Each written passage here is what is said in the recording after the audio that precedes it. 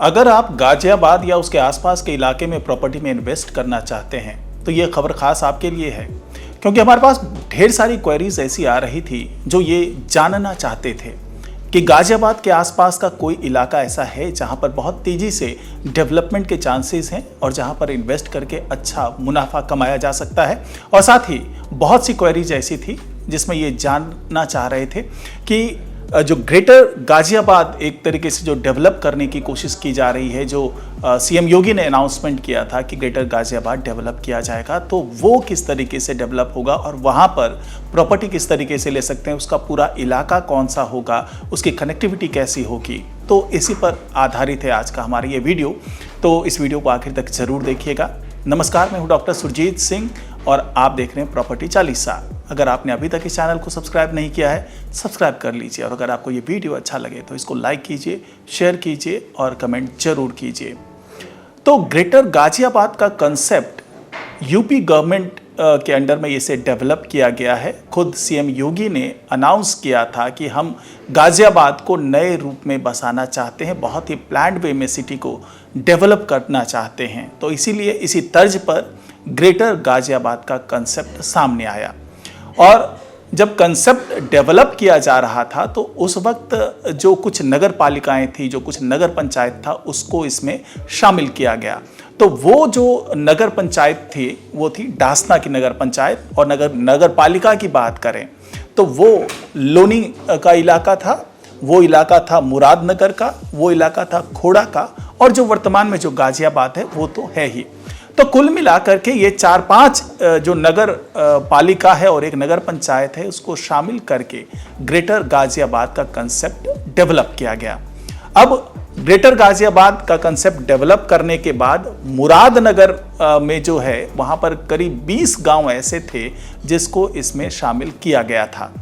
लेकिन बाद के दिनों में इसको और विस्तार दिया गया और 20 की जगह 7 और गांव को शामिल करके 27 गांव मुरादनगर के इसमें शामिल हो गए।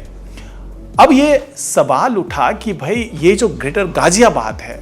वो कितने इलाके में फैला होगा, उसका क्षेत्रफल क्या होगा, कनेक्टिविटी क्या होगी, कौन कौन से गांव उसमें शामिल होंगे, कितने वार्ड होंगे इसमें। तो फौरी तौर पर अगर मैं आपको बताऊं तो इसका लेआउट लगभग तैयार कर लिया गया है और इस लेआउट में जो नगर पंचायत है डासना,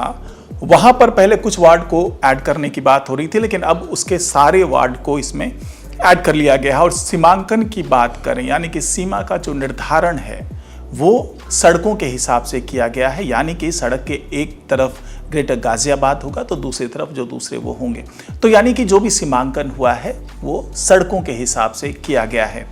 अब यहाँ पर सवाल ये उठता है कि टोटल कितने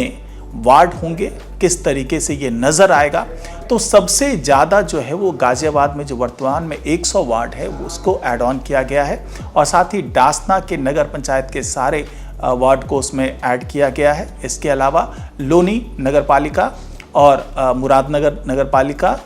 जो है और जो ये है खोड़ा नगर पालिका, उसको ऐड किया गया है। उसके बाद कुल मिलाकर के 170 से 175 वार्ड तक इसमें बनेंगे टोटल, यानी कि ग्रेटर गाजियाबाद 170 से 175 वार्ड का पूरा तैयार किया जाएगा। अब इसके लेआउट को फाइनल करने के लिए काम चल रहा है। इसके अलावा जो यहाँ पर डेवलपमेंट करने की बात है, तो डेवलपमेंट में यहाँ पर जो सीवर लाइंस हैं उसको तैयार करने की शुरुआत की जा रही है, यानी कि जो लेआउट के तहत जो पूरा इलाका आता है उसमें सीवर लाइन डेवलप किया जाएगा, उसमें पार्क डेवलप किया जाएगा, उसकी कनेक्टिविटी यानी कि जो अंदर का जो इलाका होगा उसमें कनेक्टिविटी कैसे बेहतर हो वहाँ पर डेवलप किया जाएगा। इसके अलावा वहाँ पर पार्क और शिक्षा के लिए कई स्कूल्स अंदर में खोले जाएंगे, जो एफिलिएटेड सीबीएसई एफिलिएटेड स्कूल्स होंगे वहाँ पर उसकी प्लानिंग चल रही है। इसके अलावा कुछ हॉस्पिटल्स हैं जो इन इलाकों में बसाए जाएंगे। अब यहाँ पर आप ये जानना चाहेंगे कि कैसे आप यहाँ पर इन्वेस्ट कर सकते हैं और इन्वेस्ट करने का आपको फ़ायदा क्या होगा, क्या रिटर्न मिल सकता है। तो मैं आपको बता दूं कि ये जो पूरा ग्रेटर गाजियाबाद का कंसेप्ट है लगभग वैसा ही है जैसा ग्रेटर नोएडा का कंसेप्ट था। आपने नोएडा और ग्रेटर नोएडा को देखा ही होगा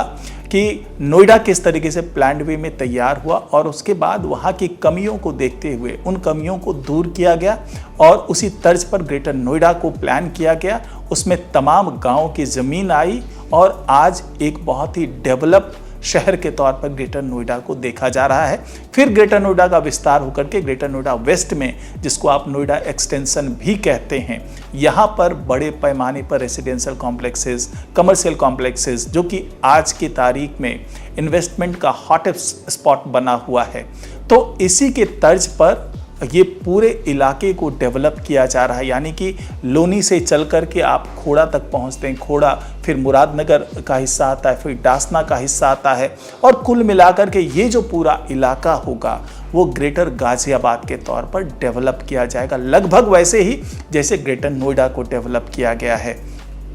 अब इसकी कनेक्टिविटी की बात करें तो ये कई एक्सप्रेसवे से जुड़ा हुआ इलाका है और इसके अंदर की कनेक्टिविटी भी बहुत ज़बरदस्त की जा रही है, क्योंकि ये सारी चीज़ें प्लानिंग में है और चूंकि ये यूपी गवर्नमेंट का प्रोजेक्ट है और यूपी गवर्नमेंट अपनी देखरेख में इसको आगे बढ़ा रही है और जिस तरीके से नक्शे का निर्धारण किया जा रहा है उसमें सभी नगर पालिकाओं के सीमाओं को रेखांकित किया जा रहा है। सभी जो नगर पंचायत है, जो डासना का नगर पंचायत, उसको रेखांकित किया जा रहा है और जो 27 गांव हैं मुरादनगर के, उसको रेखांकित करके पूरा एक नक्शा तैयार किया जा रहा है, पूरा लेआउट तैयार किया जा रहा है। साथ ही वार्ड के अंदर में उसे सेक्टर वाइज उसे डेवलप करने की योजना है कि किस तरीके से हर जगह पर जो बेसिक एमिनिटीज़ हैं वो उपलब्ध हो, जो सुविधाएं हैं वो उपलब्ध हो और हर इलाका अपने आप में डेवलप इलाका हो। अब यहाँ पर आने वाले दिनों में भूखंडों की नीलामी होगी,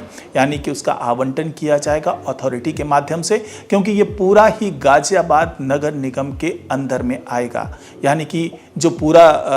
ग्रेटर गाजियाबाद होगा वो भी गाजियाबाद विकास प्राधिकरण के अंदर आएगा और नई नई स्कीम्स आएंगी, इसमें रेसिडेंशियल स्कीम्स भी आएंगी, यानी कि जो रेसिडेंशियल प्रोजेक्ट हैं वो भी डेवलप किए जाएंगे, साथ ही कमर्शियल प्रोजेक्ट्स डेवलप किए जाएंगे और उसकी जो आवंटन जो होता है उसका वो किया जाएगा और साथ ही आने वाले दिनों में वो तमाम स्कीम्स आएंगी जिसका फ़ायदा आप उठा सकते हैं। और चूंकि ये नोएडा, ग्रेटर नोएडा से सटा हुआ इलाका है, गाजियाबाद के मेन हब से बिल्कुल जुड़ा हुआ इलाका है, तो आप ये एक्सपेक्ट कर सकते हैं कि अगर आप यहाँ पर किसी भी स्कीम में इन्वेस्ट करते हैं, चाहे वो रेसिडेंशियल हो, चाहे कमर्शियल हो, चाहे वो प्लॉट हो, चाहे वो रेसिडेंशियल के तौर पे फ्लैट्स हो,